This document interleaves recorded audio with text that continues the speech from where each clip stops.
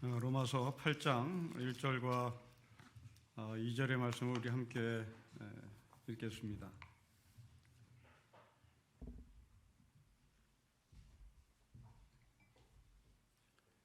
(8장 1절과 2절의 말씀을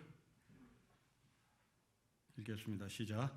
그러므로 이제 그리스도 예수 안에 있는 자에게는 결코 정죄함이 없나니 이는 그리스도 예수 안에 있는 생명의 성령의 법이 죄와 사망의 법에서 너를 해방하였습니다. 아멘. 로마서는 총 16장으로 구성되어 있습니다. 우리는 8장을 만납니다. 절반에 왔다는 얘기입니다. 드라마로 치자면, 영어로 치자면 이제 클라이막스에 오른 겁니다. 로마서 8장은 로마서의 클라이막스입니다. 여러분들이 구원의 원리, 구원받은 삶의 자격, 구원받은 사람이 받은 하늘의 약속이 무엇인지를 알기를 원하면 여러분들은 로마서를 읽으면 됩니다. 로마서를 읽을 시간이 없으면 로마서 8장만 읽어도 됩니다. 로마서 8장이 또 읽혀질 시간이 없으면 오늘 본문 1절과 2절만 읽어도, 그리고 이 말씀을 정확히 꿰뚫만 해도 여러분들은 로마서를 다 읽었다고 간주해도 좋은, 그만큼 중요한 말씀입니다. 여러분 1절과 2절의 말씀을 우리 다시 한번 읽으면서 중요성을 깨달았으면 좋겠습니다. 다시 한번 읽겠습니다. 시작. 그러므로 이제 그리스도 예수 안에 있는 자에게는 결코 정죄함이 없나니 이는 그리스도 예수 안에서 있는 생명의 성령의 법이 죄와 사망의 법에서 너를 해방하였습니다. 여러분 세 가지 단어가 우리 눈에 들어옵니다. 하나는 그러므로라고 하는 접속사입니다. 또 하나는 결코 정죄함이 없다라는 표현입니다. 세 번째는 한 법, 시스템이 나오는데 그 시스템이 우리를 죄의 법에서 해방했다라는 해방의 단어가 나옵니다. 대부분의 성경학자들은 이 그러므로 하는 접속사를 해석하기가 대단히 어렵다고 전제를 합니다. 그리고 내리는 결론은 이 그러므로 하는 접속사는 7장의 말씀과 연결시켜서 해석할 것이 아니라 5장과 연결시켜서 해석해야 될 접속사라고 말을 합니다. 결국 6장과 7장은 5장과 8장을 연결시켜주는 사이에 있는 삽입장이라고 말하죠. 물론 이 학자들의 연구 결과를 저는 존중합니다. 그런데 이 로마서라는 책은 학술지에 등재된 논문이 아닙니다. 교회에게 보낸 편지입니다. 이 편지를 받은 로마교회 리더는, 로마교회 지도자는 저처럼 여기에 서서 이 말씀을 성도들에게 낭독해 주는 겁니다. 로마교회 안에는 지식인이 있습니다. 그러나 그렇지 않은 사람도 있습니다. 지도자가 여기에 서서 이 편지를 낭독할 때 이 그러므로라는 접속사를 5장과 연결시켜야 되겠다 하는 생각을 할 시간이 없습니다. 그냥 물 흘러가듯이 듣는 겁니다. 그리고 깨닫는 겁니다. 때문에 이 그러므로를 학자들이 연구한 5장과 연결시키는 접속사라고 그들은 발표하지만 2000년의 로마교회 회중 안으로 들어가 보면 이것은 7장 25절과 연결시켜도 전혀 무리가 없이 해석이 될 수 있는 말씀으로 보여집니다. 두 번째로 그리스도 예수 안에서 정죄함이 없다라는 말이 대단히 중요한데요. 이 말씀을 잘못 해석하면 우리는 심각한 오류에 빠지기 쉽기 때문에 그렇습니다. 여기서 이 정죄함이 없다는 말은 우리의 행위에 상관없이 하나님께서 정죄하지 않는다는 말이 결코 아닙니다. 다시 중요하기 때문에 반복합니다. 여러분들이 무슨 죄를 저질러도 하나님은 정죄하지 않는다, 그런 말이 절대 아님을 분명히 짚어야 되겠습니다. 여기서 이 정죄하지 않는단 말은 우리의 행위에 상관없이 정죄하지 않는단 말이 아니라 우리가 얻은 의인의 신분, 우리가 얻은 하늘의 백성의 신분, 우리가 얻은 하나님의 아들이요 딸이라고 하는 이 자녀의 신분이 없어지지 않는다는 말입니다. 이 말씀을 행위에 상관없이 하나님께서 정죄하지 않는다라는 것으로 해석하면 얼만큼 심각한 오류가 나오는지 우리가 한번 주변에 사건을 통해서 확인해 봤으면 좋겠습니다.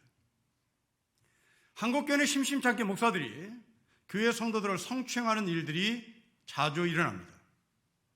그 중에 한 목사가 오늘 이 본문을 가지고 설교를 할 때 털어서 먼지 나지 않는 사람 없어요. 그래도 하나님은 정죄하지 않아요. 다윗을 보십시오. 하나님은 정죄하지 않았습니다. 그렇게 자기를 합리화하는 설교를 합니다. 여러분, 이 사람은 사기꾼입니다. 이 사람은 목사가 되지 말아야 될 사람이 목사가 됐습니다. 성경은 이런 사람을 거짓 선지자라고 말합니다. 물론 다윗을 예를 들어서 설교하는 것에 대해서 동의합니다. 그러나 다윗은 이 자신의 잘못에 대해서 얼마나 고통스럽는지 자기의 침상이 흥건히 젖을 정도로 울었다고 얘기합니다. 자기의 침상이 흥건히 젖을 정도로 울 정도면 얼만큼 통에 잡으겠다는 얘기일까요? 얼만큼 고통스러웠다는 것일까요? 그 고통스러운 마음을 가진 자가 털어서 먼지 나지 않는 사람 없어요. 이런 설교는 있을 수가 없는 겁니다. 그렇게 침상이 젖을 정도 울 정도면 설교가 그렇게 나와서는 안 되는 겁니다. 그러나 이 사람이 털어서 먼지 난 사람 없어요. 하나님은 나를 정죄하지 않아요. 로마서 8장 1절에서 그렇게 말씀했어요. 이 본문의 말씀을 보세요 라고 하는 것은 거짓말이죠. 성경은 이런 자들을 거짓 선지자라 말하고, 이 거짓 선지자 특징이 있습니다. 하나님의 말씀을 가지고 배를 불리는 장사꾼들입니다. 여러분, 이들은 성도들의 아름다움을 아름다움으로 보지 않습니다. 여성의 아름다움을 여성의 아름다움으로 보지 않습니다. 여성을 욕망의 눈으로 쳐다봅니다. 나무를 아름답다고 보지 않습니다. 이 나무를 잘라서 팔면 얼만큼 돈을 벌까 욕망의 눈으로 아름다움을 쳐다봅니다. 성도를 성도로 보지 않습니다. 성도들의 주머니에 있는 돈을 내가 얼만큼 가문이서를 통하여 이들의 주머니에 있는 돈을 빼앗을까에 관심이 있습니다. 이들은 오늘 이 본문을 가지고 행위에 상관없이 정죄하지 않는다라고 설교하는 가짜 설교자가 있을 수 있습니다. 세 번째로 2절에서 우리는 법이라는 단어를 만납니다. 시스템입니다. 이 시스템에서 성령과 생명의 법이 죄의 법에서 해방시켰다라고 얘기합니다. 여러분, 이 이야기는 7장 21절부터 23절의 말씀과 비교를 하라고 던지는 말씀입니다. 여러분, 7장 21절부터 23절의 말씀은 무엇입니까? 내 안에서 양심의 법이, 내 안에서 율법의 법이 죄의 법과 충돌하고 있습니다. 그런데 8장 2절은 이제 충돌이 아니라 이기고 해방됐다고 표현합니다. 자, 우리는 이 관찰한 하나님의 말씀을 근거로 더 깊이 오늘의 본문의 의미를 찾아가 보도록 하겠습니다. 그러므로 하는 접수가 가지고 있는 의미를 먼저 알아봐야 되겠습니다. 여러분, 7장 25절을 자연스럽게 연결해서 그러므로를 해석해 보겠습니다. 7장 25절을 우리 다시 한번 읽겠습니다. 시작. 우리 주 예수 그리스도로 말미암아 하나님께 감사하려다. 그런즉 내 자신이 마음으로는 하나님의 법을, 육신으로는 죄의 법을 섬깁니다. 여러분 보십시오. 25절 한 절에서도 벌써 감사가 있음과 동시에 갈등이 있습니다. 여러분, 이게 무슨 말입니까? 우리의 삶이죠. 우리는 예수를 믿는다고 하지만 이 예수를 믿는 삶 속에서 감정이 대단히 많이 교차됩니다. 25절처럼 지지고 볶고 사는 거죠. 이 지지고 볶고 사는 우리가 어디에 있습니까? 예수 안에 있습니다. 이런 예수 안에 있다는 것이 우리의 감정이 다 평정됐다는 말이 아닙니다. 예수 안에 있음에도 불구하고 여전히 우리는 감정이 오락가락하는 겁니다. 이 감정이 오락가락하는 이 지지고 볶고 사는 삶임에도 불구하고 우리는 예수 안에 있습니다. 우리가 기도합니다. 하나님의 응답이 없습니다. 내 감정이 좋지 않습니다. 또 어느 날은 이 감정이 최고도로 올라간 듯한 기쁨에 사로잡혀 있습니다. 1년 동안 우리는 비대면 예배를 통해서 하나님 앞에 예배를 드리고 있습니다. 통계하면 지금 현재 한국계 30%가 교회를 떠났다는 보고가 올라옵니다. 이제 코로나 발사 끝나고 교회 문이 열리면 정말 충격일 겁니다. 아니, 이미 우리 교회 청년부를 봐도 확연히 드러납니다. 우리 청년들은 지금 초토화되어 있습니다. 거의 안 보입니다. 이제 교회 문이 열리면 어떻게 될까요? 더 처참할 겁니다. 이렇게 교회를 떠난 사람들 가운데 지금 갈등하고 있는 사람이 있을 겁니다. 하나님이 나를 버렸나? 내가 버린 건가? 하나님이 나를 버린 건가?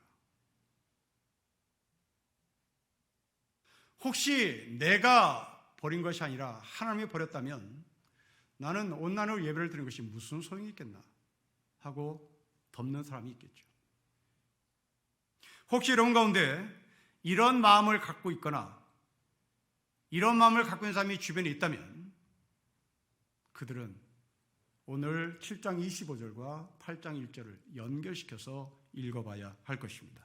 여러분 25절과 8장 1절을 같이 묶어서 함께 읽어보도록 하겠습니다. 우리 주 예수 그리스도로 말미암아 하나님께 감사하려다. 그런즉 내 자신이 마음으로는 하나님의 법을 육신으로는 죄의 법을 섬기노라. 그러므로 이제 그리스도 예수 안에 있는 자에게는 결코 정죄함이 없습니다. 그러므로 이제 그리스도 예수 안에서 감사하는 사람, 그러므로 이제 그리스도 예수 안에서 지지고 볶고 사는 사람, 당신들은 결코 나는 너희를 정죄하지 않는다. 이 말입니다. 여러분 탕자의 비를 보십시오. 얼마 동안 떠났는지 성경은 수해 동안 떠났다고 얘기합니다. 지금 우리 청년들이 아니면 교회에 지금 나오지 않는 1년의 삶이 아닙니다. 수해 동안 떠났습니다. 이 수해 동안 떠났던 아들이 집으로 돌아옵니다. 집으로 돌아와서 아버지께 하는 얘기입니다. 아버지, 나를 받아주실래요? 이렇게 말하지 않습니다. 나를 당신의 품꾼으로 써달라고 합니다. 지금 이 사람은 자기가 아버지를 버렸는지 아니면 자기의 행위에 근거해서 아버지를 아버지라고 부를 수 없든지 뭔지는 모르겠으나 아버지 앞에서 아버지 나를 용서해 주시겠습니까? 나를 어떻게 하시겠습니까? 라고 질문하는 것이 아니라 나를 당신의 품꾼으로 일꾼으로 써달라고 부탁합니다. 이때 아버지는 그 아들을 아들이라고 부릅니다. 지금 이 둘째 아들은 자기의 행위에 따라서 일꾼과 아들이 왔다 갔다 하고 있는 겁니다. 자기가 아버지 곁을 떠나지 않으면 아들이고 자기가 아버지 곁을 떠나면 일꾼이 되어버리는 겁니다. 그러나 아버지는 그렇지 않습니다. 아버지는 수해 동안 아버지 곁을 떠나도 아들이요. 내 앞에 나타나도 아들입니다. 내가 예수 안에 있다는 것은 내가 선한 일을 했기 때문에가 아니라 선한 일을 하든 실패를 하든 내 감정이 기쁘든 내 감정이 슬프든 상관없이 예수 안에 내가 아들로 존재한단 말입니다. 성도들과 대화를 하거나 성경 공부를 하다 보면 자신이 하나님을 꼭 붙잡고 있다, 나는 하나님을 꼭 붙잡고 싶다, 그런 결의에 찬 이야기를 하는 분들을 종종 만납니다. 저는 그분들에게 조언합니다. 그러지 마시라고.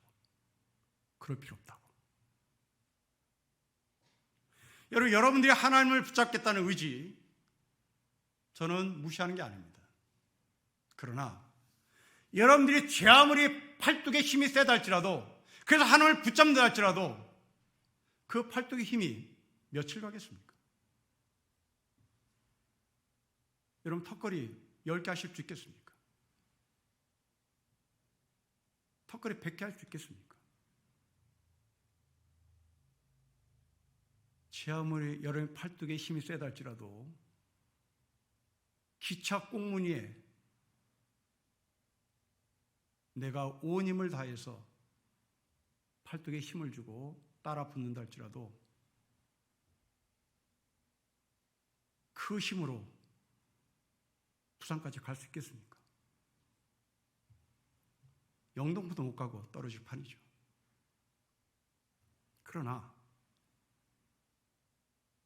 내가 기차 뒷꽁무니를 붙잡고 부산에 가겠다고 하는 생각을 포기하고 내가 기차 안으로 들어가면 어떻겠습니까? 그 기차 안으로 들어가는 사람들, 그들은 웃는 사람만 있지 않습니다. 거기에는 지지고 볶고 온통 사람들의 표정은 각양각색입니다. 이게 바로 7장 25절입니다. 예수 안에서 감사하는 사람, 예수 안에서 지지고 볶고 사는 사람, 예수 안에서 좌절하고 절망하는 사람, 그런데 기차는 부산까지 가는 겁니다. 내가 기차 뒷꽁무니를 붙잡고 가는 것이 아니라 내가 기차 안에 있을 때 가는 겁니다. 예수 안에서 결코 정잠이 없다는 말이 바로 이 말입니다. 여러분, 부활하신 예수님 만난 베드로를 보십시오. 그 베드로에게 예수님께서 질문합니다. 네가 나 사랑하느냐? 질문합니다. 이때 베드로의 대답이 대단히 가관입니다. 대단히 머리가 좋은, 정말 잔머리 굴리는 베드로의 모습을 보는데, 네가 나를 사랑하냐? 라는 질문을 했을 때 베드로가 네, 내가 당신을 사랑합니다, 이렇게 말을 해야 되는 거잖아요. 그런데 뭐가 캥기는 구석이 있었던 거죠. 이 캥기는 구석이 있던 베드로가 예수님께 이렇게 말합니다. 내가 당신을 사랑하는 줄 당신이 압니다. 예수님께 평가를 넘겨버립니다. 캥기는 구석이 있었던 거죠. 왜? 바로 전에 자기가 예수를 부인했거든요. 그러니까 예수님이 너 나 사랑하냐? 라는 말은 네가 나를 얼만큼 사랑하냐라고 받아들였던 것 같습니다. 그러니까 자기가 자기를 평가하기가 어려우니까 이 자신의 평가를 예수께 넘긴 거예요. 그때 예수님이 그래? 그럼 내가 너를 평가할게. 너가 나를 사랑하는데 보니 100점 만점에 50점이다. 그러니 내 양 100마리가 있는데 내 양 100마리에서 네 점수가 50점이니까 50마리만 줄게. 이 50마리 양을 쳐라. 이렇게 말하지 않더라는 겁니다. 예수님은 내 양을 다 치라고 얘기합니다. 실력에 상관없습니다. 감정에 상관없습니다. 왜? 베드로를 예수님께서 부르셨기 때문입니다. 내가 너를 반석에 세우는 그 베드로, 그 자리로 불렀기에 나는 너를 정죄하지 않겠다는 것이 바로 내 양을 치라는 말입니다. 저는 목사로서 여러분보다 훨씬 실수를 많이 하면서 살아갑니다. 성경을 연구해서 여러분들에게 정확한 하나님의 말씀을 전해야 되는 소명을 받은 사람이기 때문에 그렇습니다. 성경을 잘 전해야 하기도 하지만 설교 시간에 말도 조심해야 합니다. 그런데 저는 이 두 가지가 참 부족합니다. 신학을 공부했기 때문에 성경을 어떻게 하든 연구는 해볼 수 있겠습니다. 그러나 저는 말은 정말 자신이 없습니다.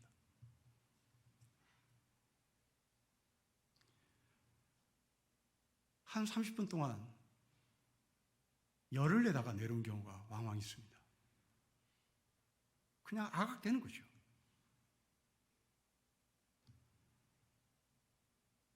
모세는 말이 어눌했다고 하고 바울도 말을 더듬었다고 하는데 나는 어눌하지도 않고 더듬지는 않는데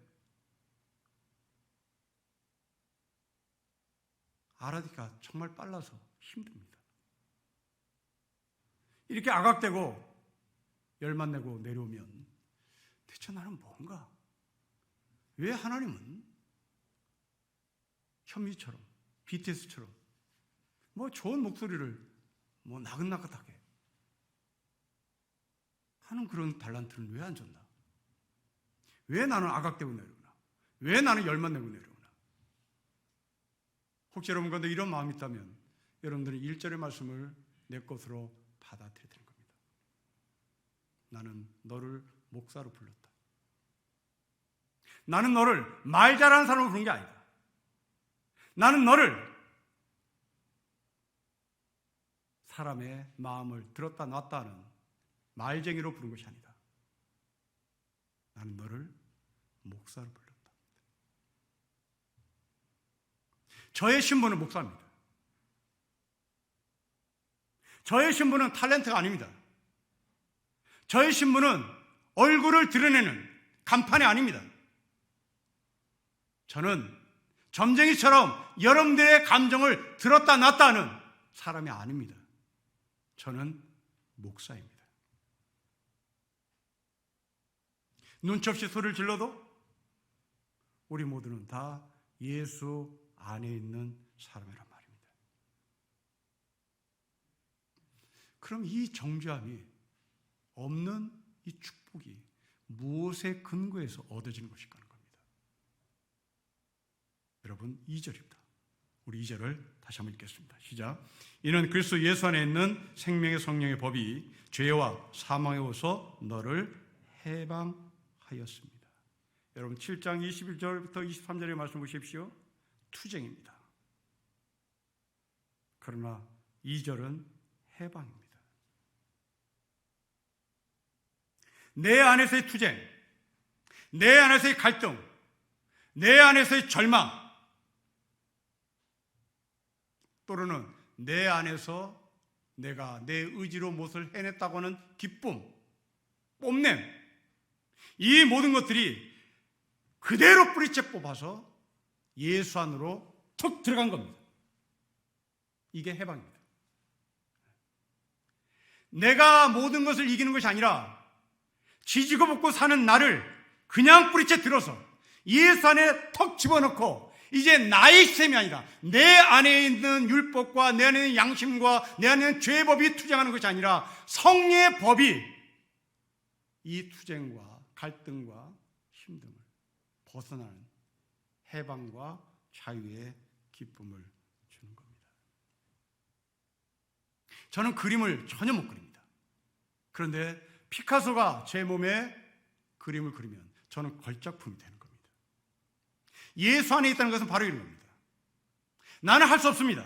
내 안에서 이 갈등과 투쟁을 조정할 힘이 없습니다.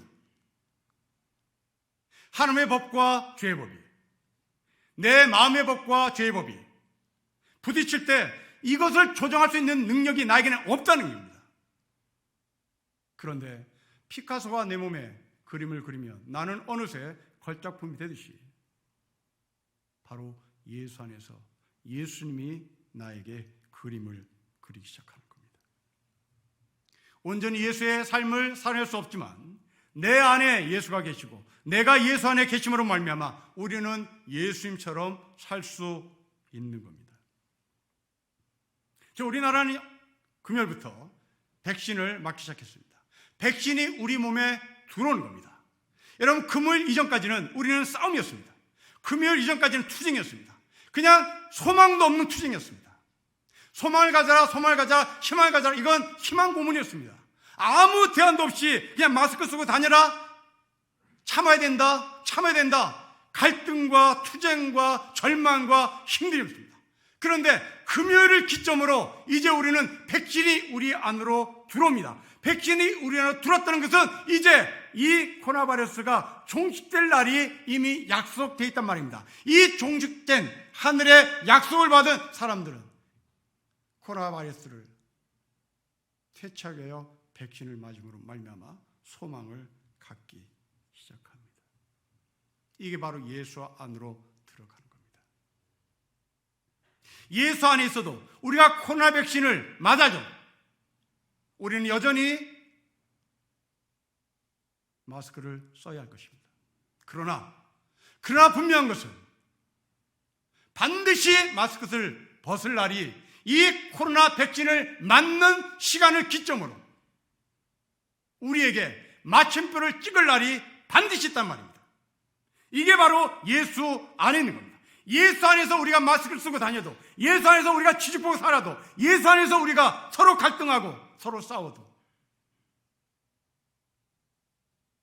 우리가 코로나 바이러스를 이기듯이 그 죄의 법에서 이기고 죄의 법에서 해방된다는 하늘의 약속이 바로 오늘 2절의 말씀입니다. 이런 마태복음 17장에 보면 변화산의 사건 이야기가 나옵니다. 베드로가 모세를 봅니다. 엘리야를 봅니다. 그리고 예수를 봅니다. 이 잔머리 굴리는 베드로가 순간 예수께 부탁합니다. 자기가 이 산에다가 세 분을 위하여 집을 줄 테니까, 모세를 위하여, 엘리야를 위하여, 그리고 예수님 당신을 위하여 내가 집을 줄 테니까 우리가 여기서 집 짓고 천년만년 살자고 부탁합니다. 그런데 결과는 모세가 사라집니다. 엘리야도 사라집니다. 여러분, 왜 베드로가 이 세 분을 위하여 집을 짓겠다고 말했을까요? 그리고 왜 이 세 분을 위해서 집을 짓고 천년만 여기서 살자고 부탁했을까요? 베드로의 잔머리가 여기에 포함되어 있습니다. 모세가 누굽니까?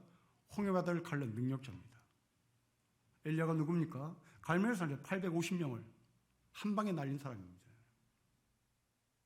베드로의 잔머리입니다.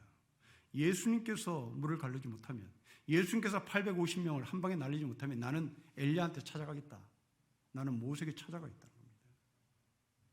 여러분, 이게 우리잖아요. 여러분, 우리는 예수 옆에 능력 있는 권사가 있었으면 좋겠습니다. 기도의 능력자가 있었으면 좋겠어요. 예수님께 기도했더니 응답이 더뎌요. 하늘산에 기도하는 권사가 있다니 그 사람한테 찾아가면 즉각적으로 답이 나오는 거예요. 이게 엘리야입니다. 오산에 금식교회는 가야 되는 거예요. 내가 골방에서 기도했더니 하나님의 응답이 없으니 나는 오살리 금식운동을 가서 그분을 위하여 집을 하나 지어놨으니 그 금식가서 기도하는 권사 중에 즉각적으로 답을 줄 수 있는 사람이 있다고 그로 달력하는 겁니다. 그러나 성경은 이 둘이 다 사라졌어요. 우리가 던지는 메시지가 뭡니까? 베드로야, 너는 죽어나서나 나하고 사는 거야. 성도 여러분, 죽어나서나 예수님께 나의 삶을 드리고 그분과 함께 사는 것을 여러분들이 동의하시겠습니까? 동의가 안 되죠. 그러나 성경은 이것을 동의할 수 있느냐고 그렇게 묻는 겁니다. 여러분, 우리가 인생을 살면서 필요한 것은 참 많습니다. 그런데 곰곰이 따져보면 그런 것들이 있어도 좋고 없어도 좋은 것들이 대부분입니다. 있으면 편하고 없으면 불편하죠. 그러나 절대로 있어야 될 것이 있습니다. 그것은 내가 누구냐라는 겁니다. 난 누구냐고. 내가 예수 안에서 결코 정죄함을 받지 않는 사람이냐라는 질문입니다. 베드로에게 너 나하고 평생 살자, 너 엘리야 없어도, 너 모세 없어도, 네 주변에 기도하는 권사 없어도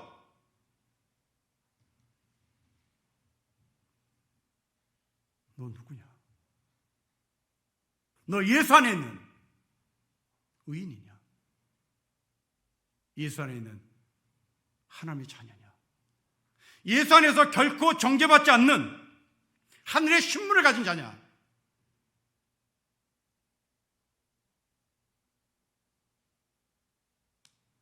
이 도전을 우리에게 하고 있는 것이죠.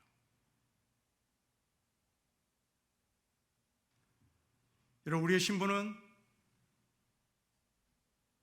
우리의 의지와 우리의 실력에 상관없이 주 안에서의 의인입니다. 1년 동안 온라인 예배를 드리다가 지쳐서 그만하자. 그래도 그 사람은 의인입니다. 미국의 마더 테레사라고 불리우는 도로시 네이라는 사람이 있습니다. 젊은 시절에 교회를 떠났습니다. 교회를 떠난 이유는 교회가 사회 불의에 침묵하는 것을 보고 뭐 이따위가 다 있어 하고 박차고 교회를 나왔습니다. 그리고 하나님도 버렸습니다. 근데 어느 날 이 사람이 하늘의 사냥개라는 글을 읽습니다. 하늘의 사냥개란 말은 하나님을 비유해서 표현한 내용입니다. 사냥개는 한 번 물면 놓지 않습니다.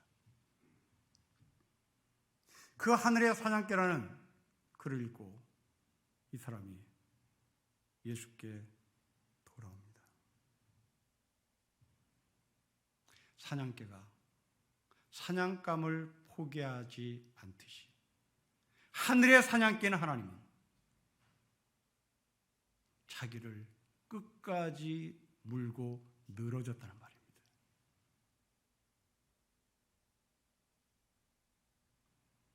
여러분의 자녀들의 채취를 하나님께서 지금 맡고 계시다는 얘기입니다. 사냥개는 채취로 사냥감을 찾아갑니다. 하늘의 사냥개, 그 하나님은 여러분의 모든 것을 다 아십니다. 그리고 추적합니다. 1년 동안 온라인 예배를 드리면서 지치신 여러분, 방학이라고 생각하십시오. 방학은 노는 겁니다. 어쩌면 하나님은 우리 한국교회 교인들에게 1년 동안 방학을 줬는지도 모르겠습니다. 이제 계약합니다. 하나님이 여러분의 채취를 따라서 찾아갈 겁니다. 우리는 방학은 이때, 졸업은 없습니다. 하늘의 사냥개, 하나님은 여러분이 어디를 숨어도 쫓아갑니다. 왜요? 태초전부터 우리를 불렀기 때문이에요. 우리의 의지와 우리의 실력 없이, 상관없이 아브라함이 아브라함일 때, 사라가 사레일 때 하나님께서 불렀듯이 우리를 그렇게 부르신 것입니다. 우리는 이미 예수 안에 들어온 사람입니다. 물론 예수 안에서 지지고 볶고 살고 있습니다. 그러나 그 지지고 볶음이 우리를 결코 쓰러뜨릴 수는 없습니다. 나는 쓰러지지만 생명과 성령의 법이 우리를 쓰러뜨리는 그 죄의 법에서 해방시켰기 때문입니다.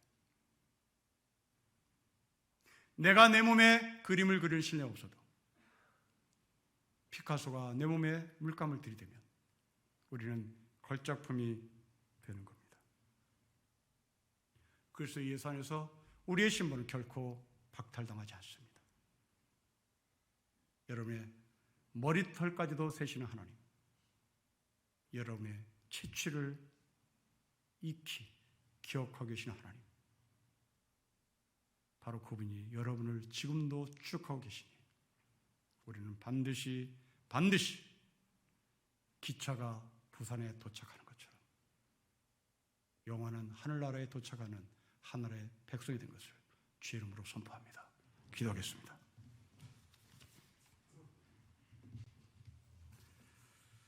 주 안에 있는 우리에게 결코 정잠이 없다고 하신 하나님의 말씀을 선포하며 아멘으로 받아들이며 이제 우리가 지지고 사는 인생을 할지라도 여전히 기차 안에 있고 여전히 예수 안에 있기에 반드시 하늘나라에 도착할 것을 믿습니다. 주 예수 그리스도의 이름으로 기도합니다. 아멘.